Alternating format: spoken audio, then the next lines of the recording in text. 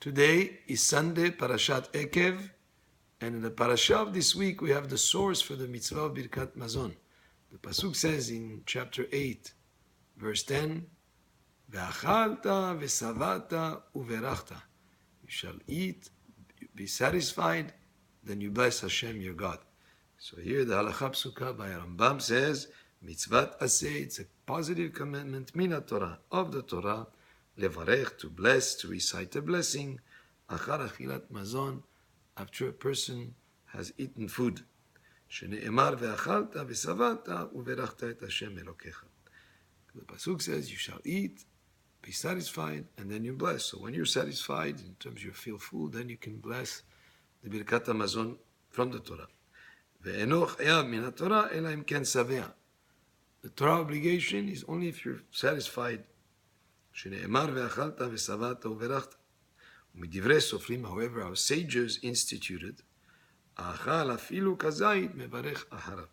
Even if he ate kazait, which is the olive size of food, and what is exactly? Is it 28 grams? Is it 33 grams?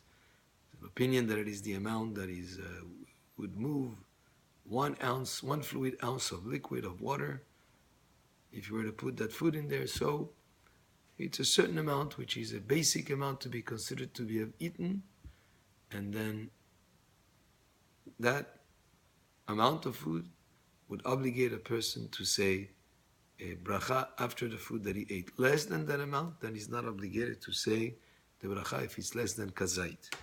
U'midivrei sofrim, our sages instituted, levarech al kol ma'achal techila, to say a blessing before we partake of any food.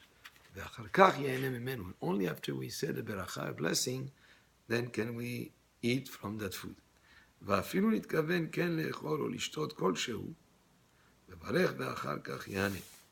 Even if one intended to eat or drink even a minute amount, he needs to say bracha before he partakes of that food or that drink, and that's a mitzvah that was instituted by our sages. To say the bracha after we eat, that's from the Torah. To say bracha before we eat, that's our sages instituted that. And the same thing, if he's going to smell something, a good smell, let's say he has a rose that he wants to hold in his hand and smell, or some mint leaves, or some myrtle branches, to smell something that has a good aroma, he says a blessing first, and then afterwards he smells. And anyone who enjoys, partakes of any food or smell or drinks without saying a beracha first, is similar to a person who has made personal use of sacred property that belongs to Bet HaMikdash. He took it, used it for his own benefit. That's considered to be something that is sinful, that's dedicated to Bet HaMikdash. Similar to that, of course, everything that we're allowed to enjoy, food and drink, but you have to say bracha first. If you don't say bracha, it is as if a person used for personal use something that belongs to the Bet HaMikdash.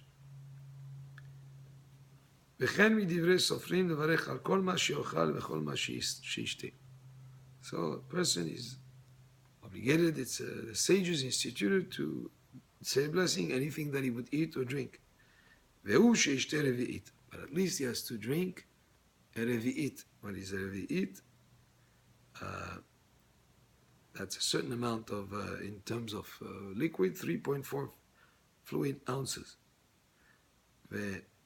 והוא שאוכל כזית ומטעמת, אינה צריכה ברכה לא לפניה ברכה עד רביעית. And has to eat at least kazait in order to obligate himself to say bracha after, before even a small amount. However, to taste, let's say a person is cooking food and he wants to taste if there's enough salt, maybe if it's spicy enough.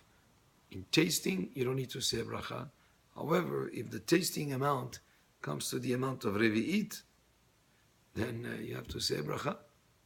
But if the tasting is less than revi'it, and you're just doing it just for the sake of tasting, then there is no bracha, not before and not after. The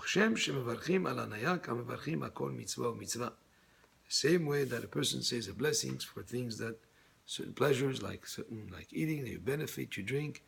There are also brachot on mitzvot, let's say to shake the lulav or to put on tefillin. Every mitzvah is a bracha. Ve'achar kach ya'aseh ota. You say first the bracha and then you do the mitzvah.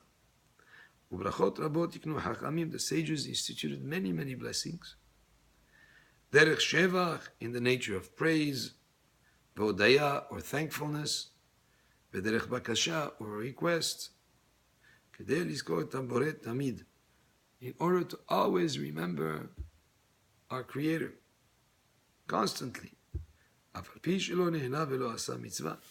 there are some brachot that are said even though you had no enjoyment in terms of not benefiting from eating or anything like that, or perform any specific commandment. But there are many mitzvot. You see a rainbow, there's a mitzvah to say. You hear the thunder, there is a bracha to say. You hear a thunder, there is a bracha to say. There are many, many brachot that we say that may not involve specifically a mitzvah or partaking of any food. And this was from the Chok L'Israel of today, the Halacha Psuka, and based on the Pasuk in the parasha of this week, Ve'achalta ve'savata u'berachta. And finally, when we say the Barachot, we should have in mind what we mean with the words that we pronounce. We should say it with enough focus, enough kavanah, and really, whether it's the mitzvah, the bracha before we eat or after we eat, we should say it slowly enough to be able to pronounce and say every word properly in the berachot that we say. Baruch Adonai le'olam, amen ve'amen.